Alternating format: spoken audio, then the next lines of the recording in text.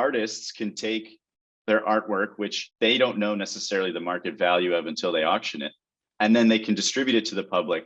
They can raise those funds and then directly contribute them off their personal balance sheets without all the middlemen that might be taking a piece of that or might be telling them that this isn't the right use of your time, for example. We've seen that from folks as young as like teenagers that have created NFT collections and said, hey, well, I really care about the environment. Let me just donate a portion of this. All the way to like famous artists that we've worked with. One of the artists from Art Blocks who wanted to remain anonymous donated $3.5 million worth of Ethereum to Doctors Without Borders last year.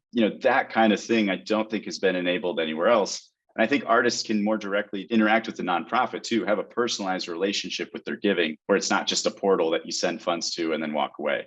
So that's like the most exciting thing for me is like, now you actually get to be a part of what you're doing as opposed to just saying, here's my monetary contribution, and then I hope something happens from that.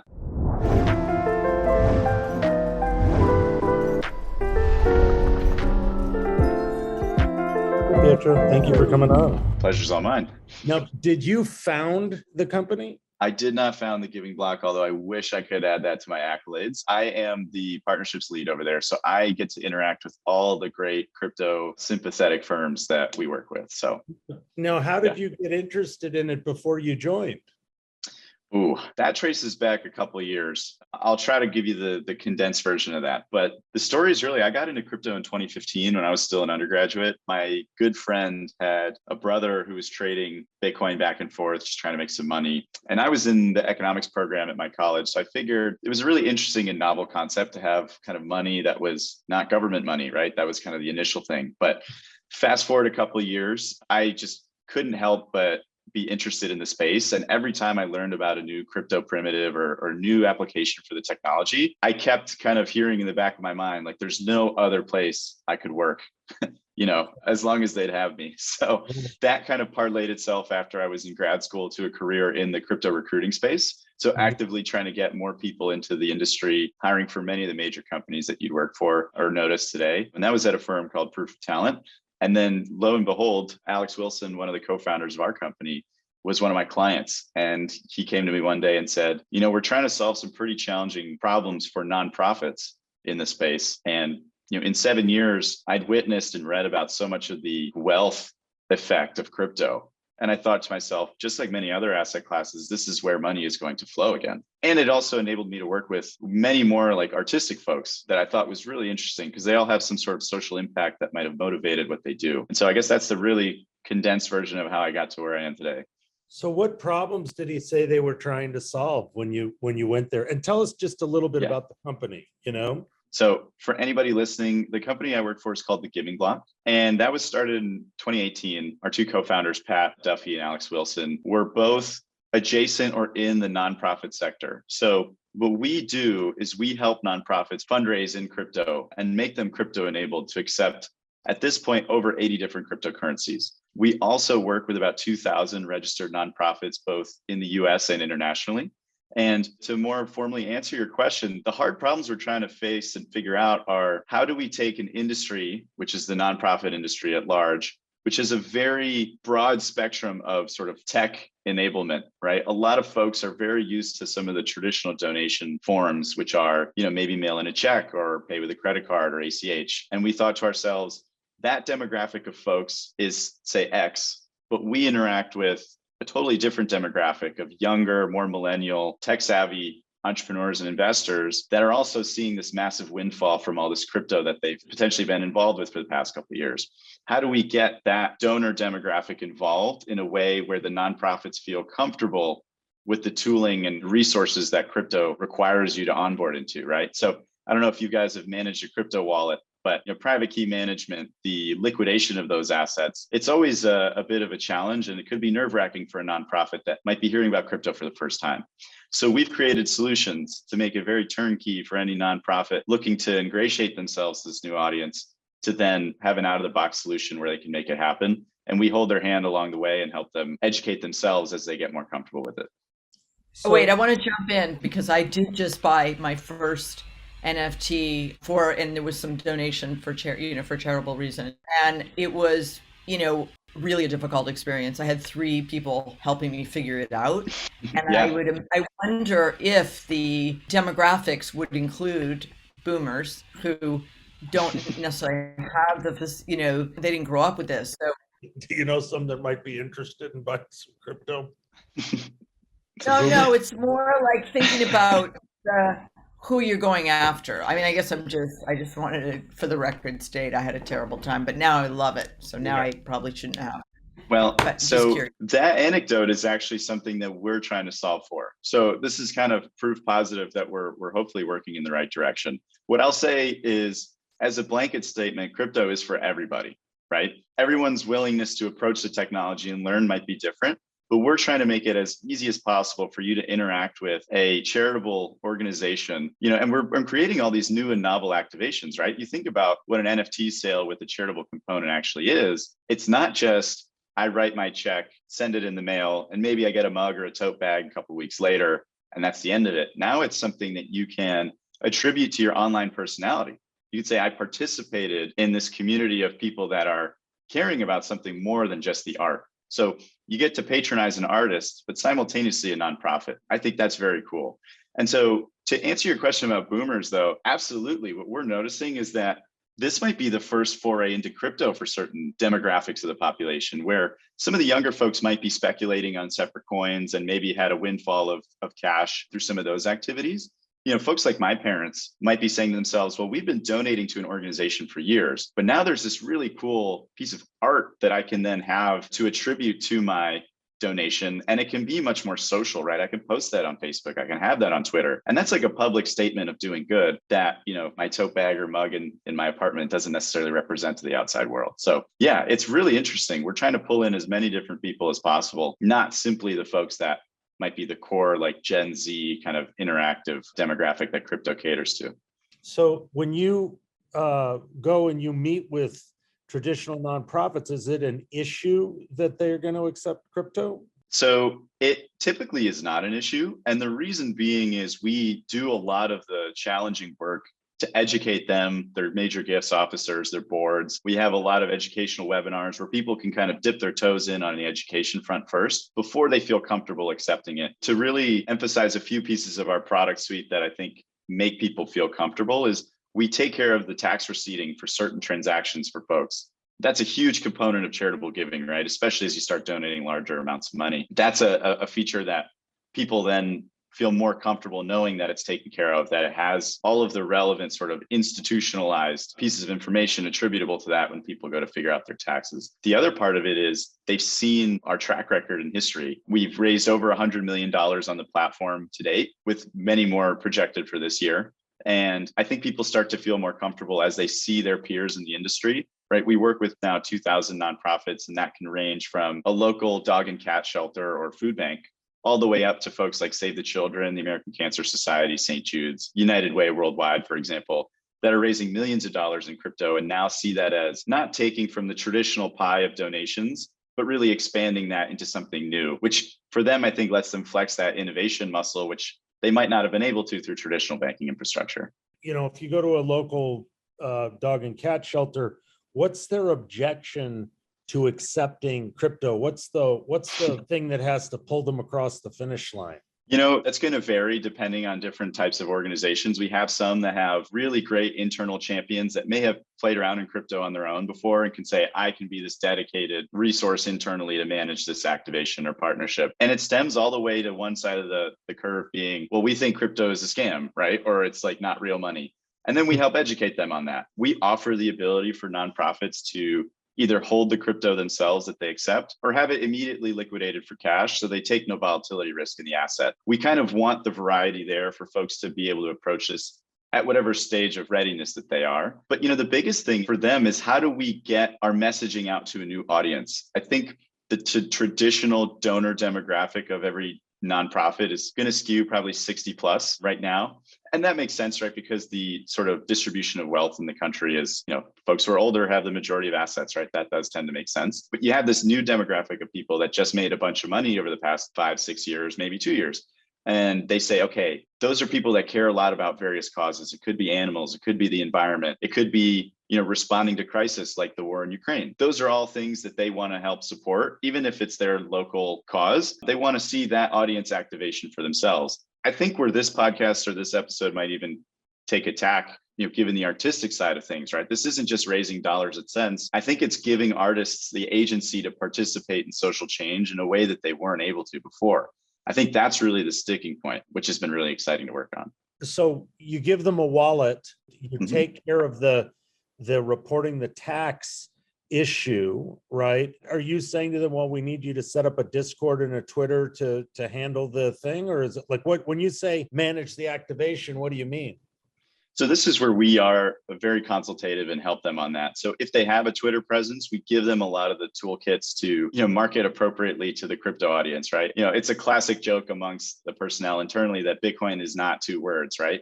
But we've seen folks that maybe haven't, gone through this industry and explored it. It's like, you spell Bitcoin as 1 word. It's as simple as that, all the way to giving them an understanding of when people say GM to you on Twitter, what does that even mean? Or WAGMI or any of these other terms, right? We have a dedicated marketing team and client success team that gives them strategies on how to participate in Twitter, in Discord, and do all those various things.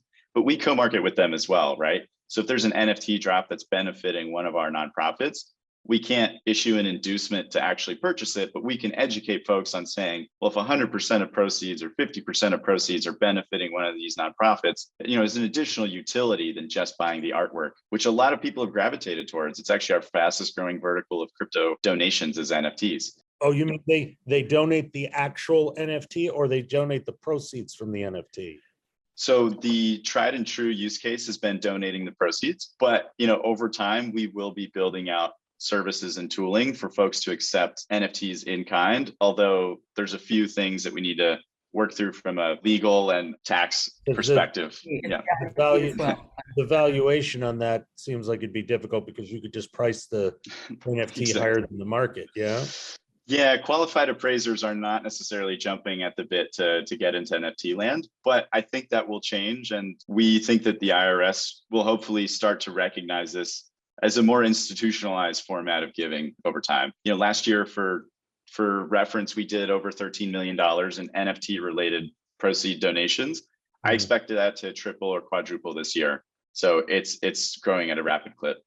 I just want to circle back on something you said earlier about the artists participating. And as you know, Jesse's had that experience. We've had that experience at Snow Crash, where with Giga particularly, with actually all of the things. But talk a little bit about, for any artist who's out there, it's an opportunity, right, to participate in something that might be incredibly important to you. You may not have the dollars, but you have the artwork or you have the song. Or talk a little bit about that part of it, because that's new for philanthropy. Usually it's just, we need the money. So how does that expand the audience? Absolutely. I think from a creator standpoint, it starts with what the technology enables, right? If you create something and you own the IP for it, having a direct to kind of consumer, direct to patron channel or funnel for you to raise funding has revolutionized, in my opinion, the way that people can directly monetize their artwork and their audience. So without having to maybe make streaming income from a platform where you list something, you can sell a song as an NFT, you can sell a painting as an NFT, and ascribe various utility to that, right? Speaking of Snow Crash, the event that we had at NFT NYC was a really interesting and illuminating thing, because artists can take their artwork, which they don't know necessarily the market value of until they auction it, and then they can distribute it to the public. They can raise those funds and then directly contribute them off their personal balance sheets without all the middlemen that might be taking a piece of that or might be telling them that this isn't the right use of your time, for example. We've seen that from folks as young as like teenagers that have created NFT collections and said, hey, well, I really care about the environment. Let me just donate a portion of this. All the way to like famous artists that we've worked with. One of the artists from Art Blocks who wanted to remain anonymous donated $3.5 million worth of Ethereum to Doctors Without Borders last year. That kind of thing I don't think has been enabled anywhere else. And I think artists can more directly interact with the nonprofit too, have a personalized relationship with their giving, where it's not just a portal that you send funds to and then walk away. So that's like the most exciting thing for me, is like, now you actually get to be a part of what you're doing, as opposed to just saying, here's my monetary contribution, and then I hope something happens from that. The artist at Art Blocks, did he give it as a percentage of his work, or did he just write the crypto directly to you? the latter. But the cool thing about NFTs, right, and what smart contracts enable is you can programmatically assign a certain value or percentage of crypto that goes to the nonprofit, right? So you can take a Giving Block wallet address for a nonprofit that then goes into a split contract, and you can send royalties in perpetuity as long as the assets are trading. So that is like, as an artist, somewhat of your legacy. You put forth this piece of art into the world, and then as long as it's trading, it might have a portion of revenue from that go to a nonprofit. You know, in some respects, it could be like a perpetual giving machine is kind of how I like to think of it, which, you know, you sell a painting at an auction once and that's it, full transfer of ownership. You have less agency over dictating what happens there. So that's stuff that we're trying to enable.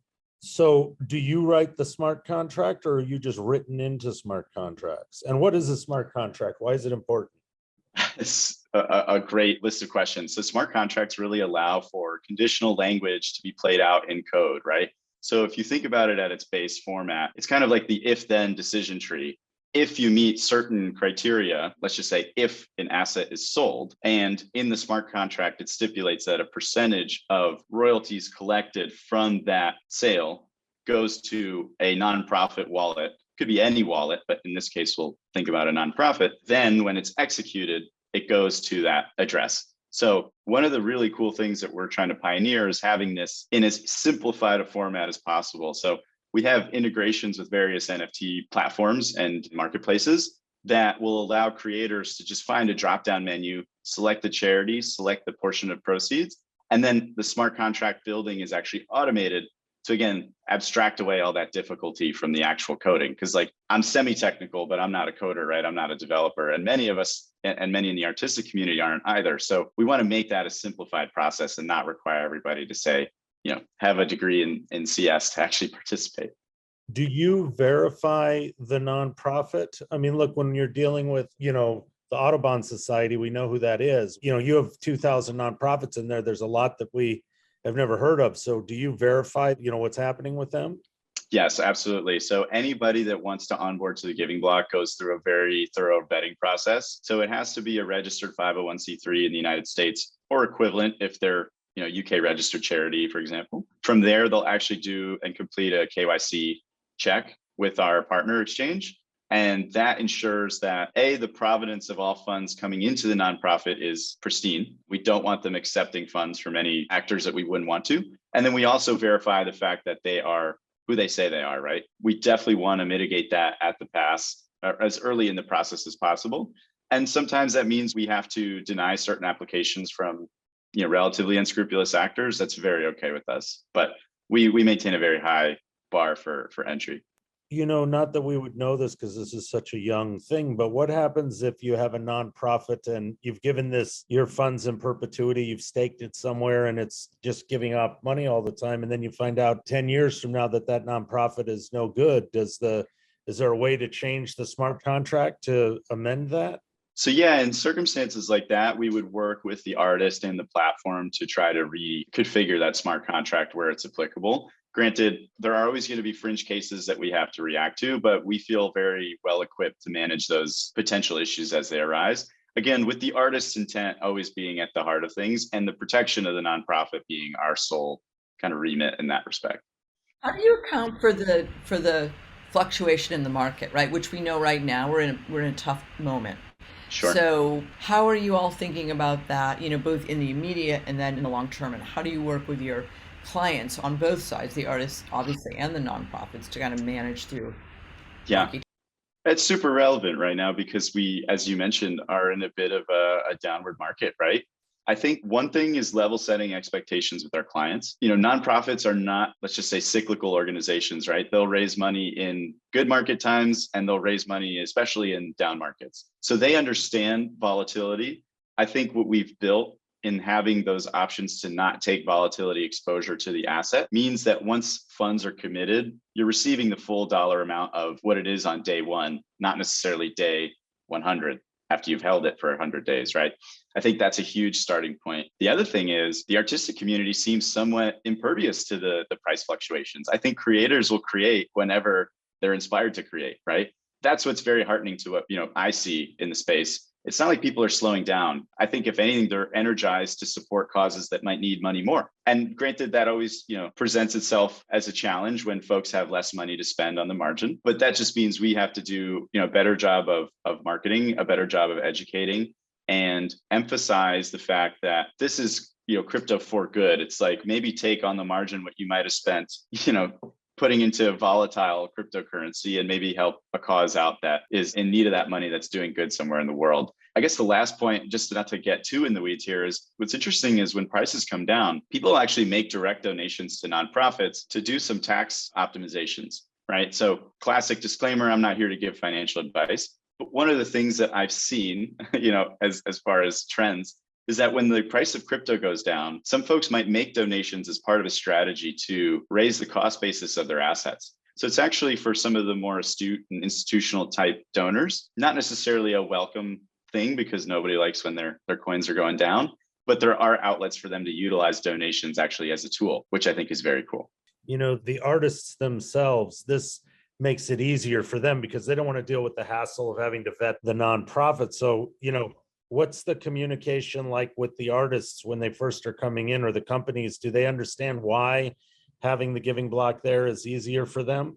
I think so. I mean, typically with artists and folks that have had some crypto exposure, the value proposition is quite clear. Now, that's not everybody, right? But I think that early on when I started, I recognized that more people had interest in just doing good somewhere in the world and trusting our name brand. That was something that I inherited when I started at the company, right? And I give a lot of credit to the folks that both founded the company and built it from the early days when they were sourcing.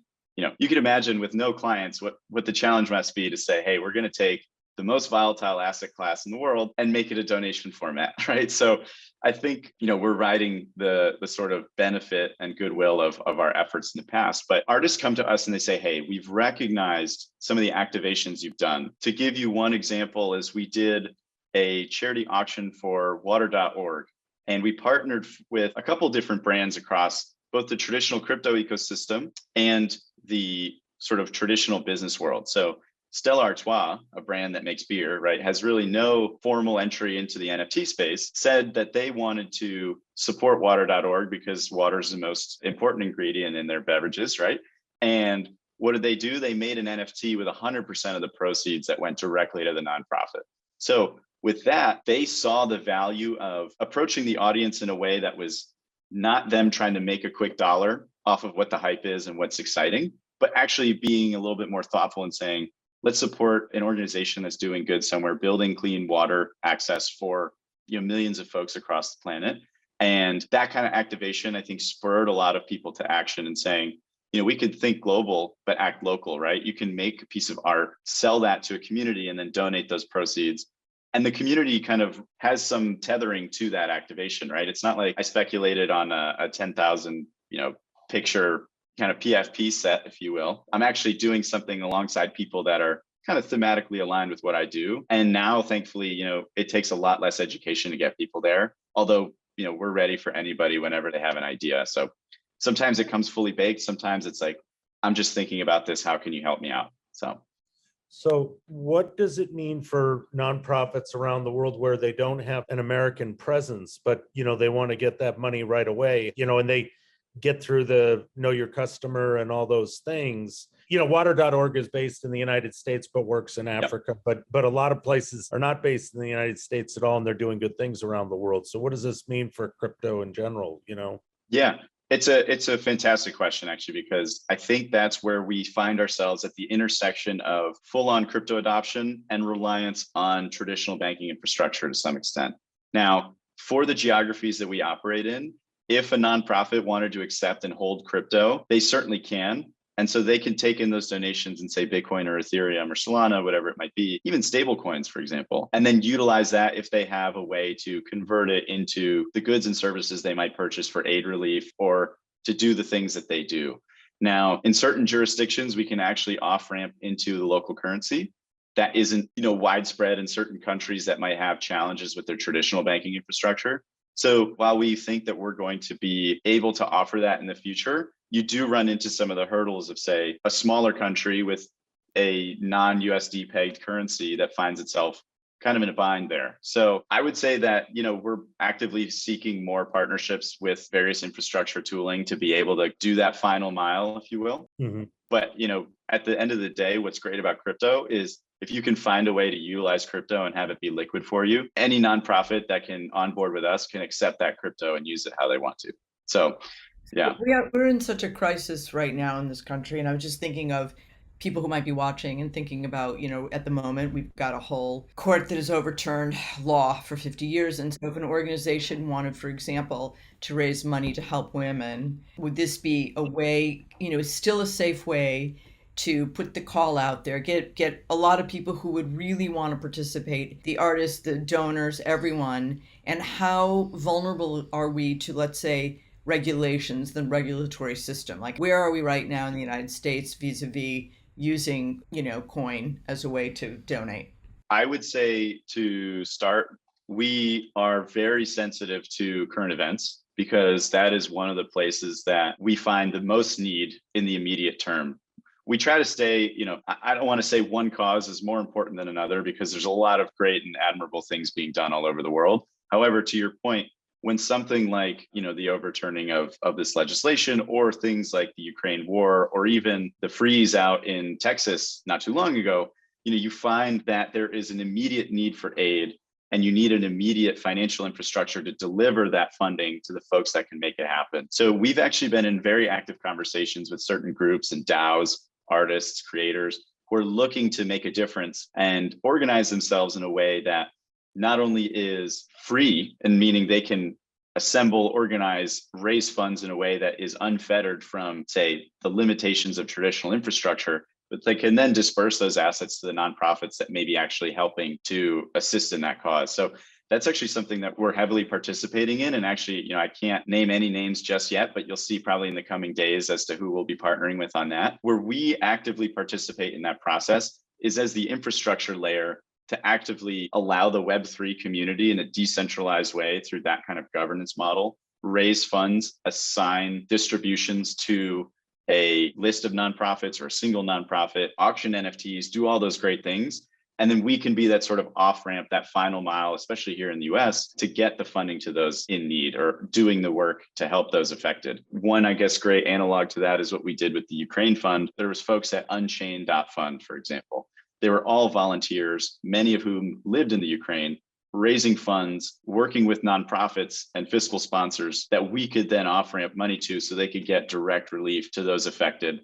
And we've raised over $5 million with them, which I think is a testament to the charitable nature of the people involved. Like, it's really easy to be able to send crypto, right? Even a bank wire just creates another incremental step or difficulty. And so we do that. We help co-market and educate people on their efforts because we want to shine a light on the creators, on the folks that are actively making change.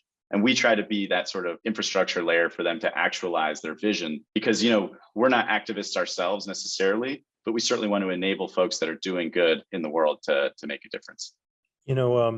There's, Bitcoin, Ethereum, maybe Solana, a few others. If I'm donating in an altcoin that's been crushed and is illiquid, and I'm a nonprofit on the other side of the world, and I have no idea what any of that means, let's not name a coin, but I might donate my coin that is illiquid. And then, how do you convert that into either Bitcoin or something else? And what if you can't?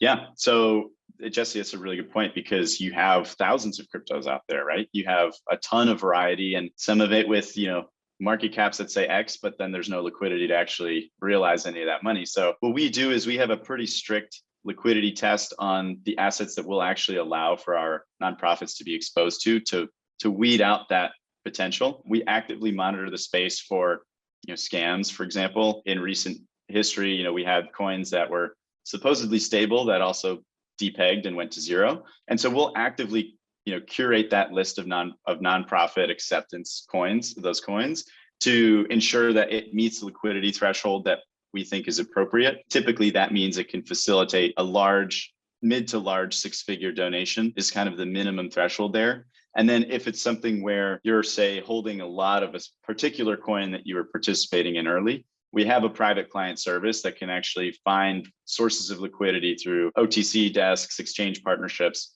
to make sure that we can help out on that front. And that ends up being liquidated into US currency so that the nonprofit doesn't have to deal with that. But it's a great point, right? Because I could send you something and it's 1,000 of a token, but what does that even mean, right? Like it sometimes is not as obvious as it might seem on the surface. And NFT collections that are going down, if I donate you the NFT collection, do you do the valuation of it? So we internally would not. We would try to pair you with, qualified professionals. So whether that's tax, accounting, and appraisal, that's something that our institutional private client service, which is free of charge, by the way, is something that they could assist you with. Because again, we don't want to internalize what isn't our core competency, right? We'd rather work with the best in the industry at tax, law, accounting, all that to make sure you get the best quality of service as a client of ours. So what do you see as the future of this? You've done 100 million, but what's the goal? You going on to 1 billion? What are we trying to do? Well, I think the market has a little bit of influence in that, but at the same time, I do think that we will be processing, hundreds of millions, if not north of $1 billion in the near term. I would say 24 to 36 months, certainly. And, I don't think that's necessarily a rosy-eyed projection, right? And I might even put the question back on you guys, right? You've even seen sort of an exponential increase in excitement around NFTs, around artists finally being able to showcase their work to an audience that isn't local, right? You list something on a marketplace, you go to Snow Crash, you can get your work out there to a lot of people, whether that's a niche collector community, right, that might have the means to buy things of a certain valuation versus putting it out there on the internet for anybody. I think that's a huge trend that we don't want to underestimate, at least right now. We've also seen that as the asset class is institutionalized, we're talking to donor advised funds. We're working with institutional counterparts that are donating, hundreds of millions of dollars a year. That I think is not going to change. We're going through the ebbs and flows of that short-term volatility, but we've also had the backing of our parent company, Shift4, which is a traditional payment processor. Having those resources to build more products and services, to get a wider footprint in the crypto industry is awesome. And I guess the last thing from where I sit, right, as our partnerships guy, being able to work with all of the crypto institutions that we do, we have fantastic partners. I can list a few. Circle, GSR, FTX, all of them have a charitable component to their mission where I haven't seen that in an analogous traditional career. Right. I think a lot of people, it's like you do your fund run, you donate from your corporate, balance sheet, and that's kind of it. I think crypto is actively participating in a social movement as much as it is as a infrastructure layer change of what we've been building on the internet. So, I don't see this train slowing down. Prices can go down, but we'll just keep building alongside you guys.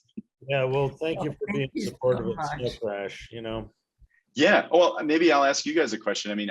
First of all, I think the podcast is an awesome format. I saw you guys had Christoph Waltz on, one of my favorite actors. Super cool. But how have you seen the artistic community respond to this type of stuff? You probably have a vantage point that's unique to most people, and I would love to hear how that's been going. In terms of crypto? It could be crypto or just the general proliferation of digital artworks too. Oh, well, it's here to stay and there's lots of it.